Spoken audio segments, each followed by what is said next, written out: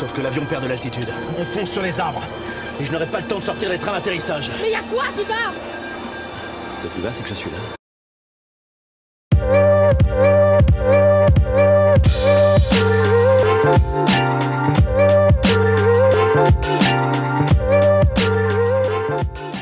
Et bonsoir à tous, bienvenue sur la chaîne de l'Examen Crypto. Nous sommes le mardi 18 juin 2024, 18h. On va faire un point en cette fin de journée sur la situation du Bitcoin qui continue malheureusement de nous faire des misères. Mais on va regarder que peut-être on a un espoir. Alors je ne veux pas vendre de rêve ou quoi que ce soit, mais il y a peut-être des signaux qui commencent à devenir un petit peu encourageants. Bref, installez-vous confortablement et on démarre cette vidéo.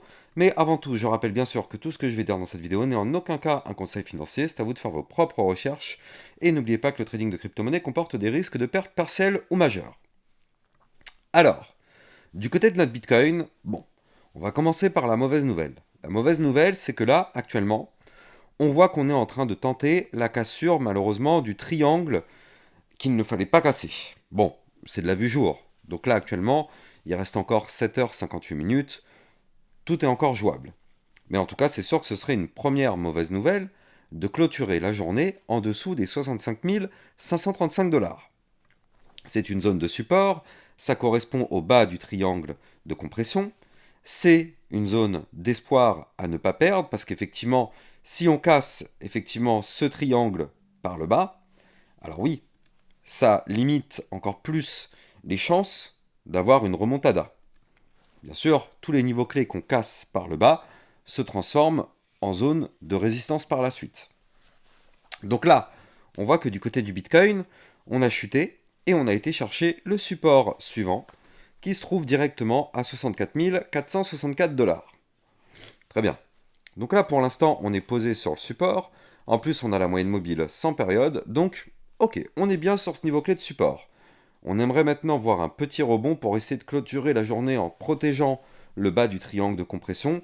Mais bon, dans tous les cas, on est toujours au-dessus de ce support et ça va, ça reste dangereux, bien évidemment, c'est ultra dangereux la configuration qu'on a actuellement.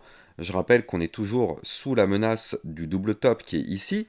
D'ailleurs, on n'a toujours pas été chercher sa target. La target de ce double top, c'est d'aller chercher ici le bas du range aux 60 777 $. Donc là, on n'a toujours pas été chercher cette target. Et donc effectivement, c'est ce qui nous pend au nez si malheureusement on continue de briquer les supports. Maintenant, ce qu'il faut bien regarder, c'est là, surtout, ce qu'on est en train de faire en vue 4 heures. Donc là, déjà, on voit que on est venu tester une première fois le support des 64 464. On a rebondi dessus une première fois. Puis par la suite, on revient le tester une deuxième fois, on rebondit dessus. Oui, mais c'est pas un niveau anodin. Déjà, c'est une zone de support. En plus de ça, c'est ici le bas d'un biseau descendant. Donc là, vous le voyez ici, je vous l'ai dessiné en vue 4 heures, ce biseau descendant. Donc vous le voyez, entre ces deux niveaux, on est en train de jongler. Tac. Mais on compresse de plus en plus dans ce biseau. Vous le voyez, à chaque fois, les mouvements sont de moins en moins forts, jusqu'à ce qu'on arrive à un moment où on n'a plus la place de faire le moindre mouvement. Et là, dans ce cas-là, on break soit par le haut, soit par le bas. Maintenant, la bonne nouvelle, c'est qu'un biseau descendant, en termes de théorie, il y a tout de même plus de chances que ça break par le haut. Je ne suis pas en train de dire que ça va breaker par le haut. Je suis en train de dire que là, on a tout de même un espoir d'avoir un rebond sur ce bas du biseau, pour tenter sa cassure par le haut. Donc on va voir qu'est-ce qui va se passer dans les prochaines heures. Bien sûr, vous le savez, le Bitcoin n'en fait qu'à sa tête. Si le Bitcoin a envie de casser son biseau, donc casser les 64 464 par le bas, il le fera. Il ira chercher 63 264, 62 231, 62 231 et les 60 777 $. Donc si il break ce bas du biseau, vous l'avez compris, ce sont nos targets à aller chercher. Maintenant, si jamais on arrive effectivement à rebondir sur ce bas du biseau, ok, eh bien on est là, on rebondit, tac, on retourne chercher la résistance des 65 535, et si on arrive à la breaker, dans ce cas-là, on va faire quoi? On va venir chercher ici le fameux haut du biseau descendant. Et comme je vous le disais, ça, c'est une zone de résistance, Parce qu'il va falloir la breaker, cette résistance. C'est pas, on claque pas des doigts et c'est bon. Non, il va falloir avoir de la force si on veut breaker. Là, pour l'instant, la force, on ne l'a pas.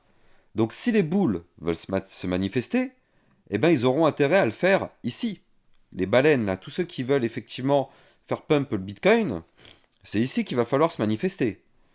Parce qu'effectivement, si là, on vient chercher le haut du biseau, et qu'on break ce haut du biseau avec de la force, alors dans ce cas-là, ça pourrait changer complètement la donne. On pourrait récupérer le ruban de moyenne mobile en vue 4 heures et l'avoir sous les pieds, pour l'avoir comme support, et là dans ce cas-là, on pourrait casser le biseau par le haut, et là dans ce cas-là, boum, on revient directement aux 69 000 $, voire même les 70 210, ou pourquoi pas aller chercher des points plus hauts. Donc là, on pourrait tout de même passer d'une situation extrêmement dangereuse à une situation qui pourrait nous faire plaisir. Mais pour ça, on n'a pas le choix, il va falloir vraiment que la bataille soit gagnée par les boules. Et là, on le voit, hein, on le voit actuellement, ça se bat, hein, ça se bat sur le bas du biseau et sur le support. C'est pas des niveaux au pif, hein, ça met des jours et des jours à bien trouver les niveaux clés. Mais quand on les a, on voit que ça matche parfaitement parce que là, il y a la bataille.